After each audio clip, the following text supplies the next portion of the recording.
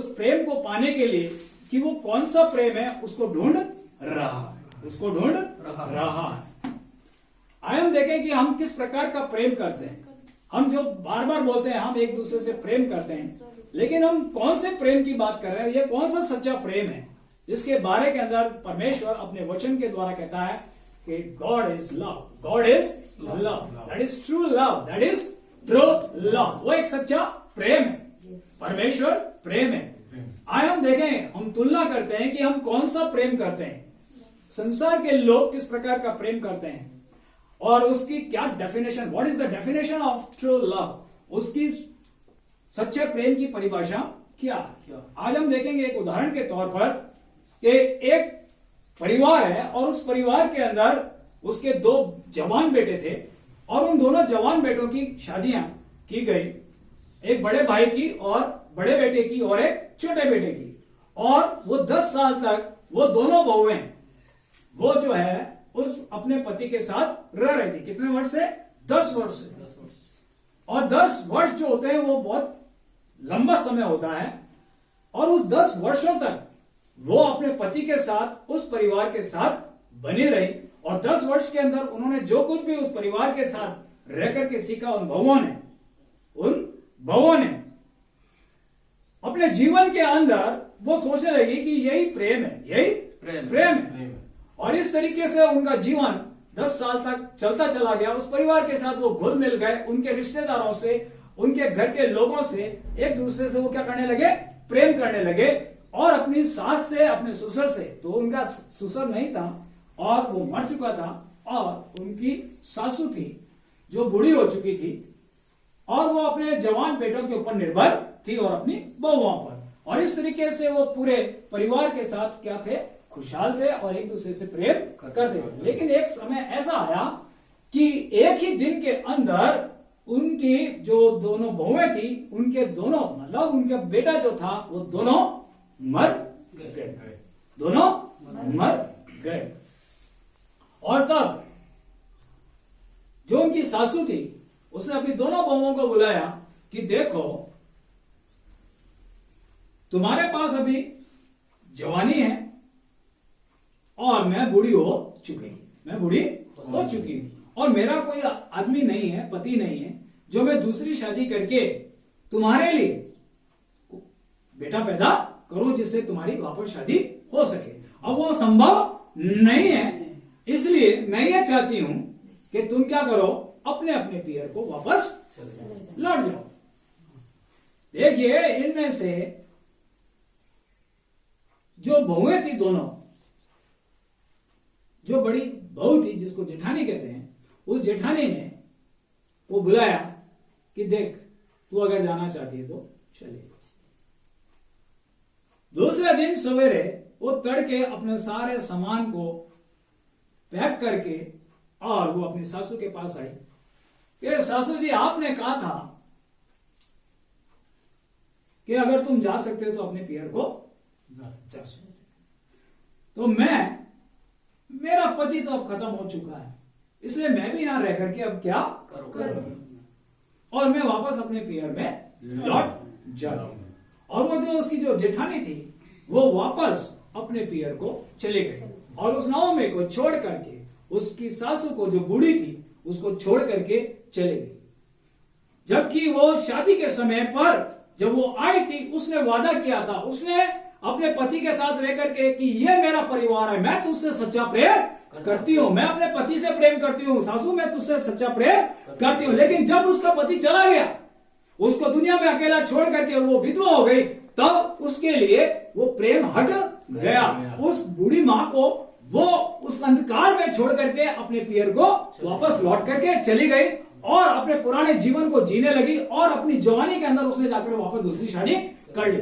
उसने वो पहला जो उसका जो कहती थी कि मैं सच्चा प्रेम करती हूँ, वो दिखावा कर रही थी। क्यों? क्योंकि उसको अपने पति से प्रेम था। काय के लिए? इस संसारिक प्रेम के अंदर वो अपने संसारिक प्रेम को दिखा रही थी और वो बता रही थी कि मैं प्रेम करती हूँ, लेकिन वो संसारिक प्रेम था।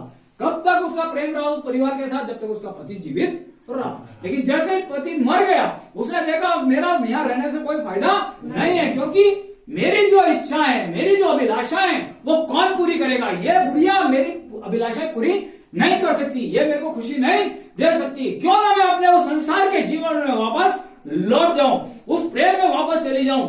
क्यों? क्योंकि वो उससे सच्चा प्रेम नहीं करती, लेकिन वो दिखावा करती थी प्रेम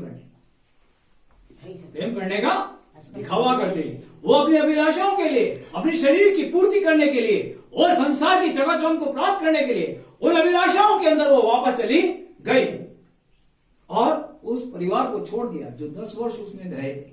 वो 10 वर्ष जो उसने प्रेम दिखाया, वो सिर्फ उसका स्वार्थ प्रेम था, ना कि सच्चा प्रेम नहीं था। इसी तरीके से हम दूसरा उदाहरण को देखते हैं कि एक परिवार था और उस परिवार के अंदर 2 बहनें थी और एक भाई था। और उसका नाम था मार्था और मरियम और उसके भाई का नाम था लाजर। तो ये तीनों भाई बहन, इनके भी माता पिता नहीं थे और ये दोनों बहनें थी, जवान थी और अपने भाई के ऊपर निर्भर करते थे। और उस भाई जो था लाजर, वो इनकी देखरेख, इनका पालन पोषण क्या करता था।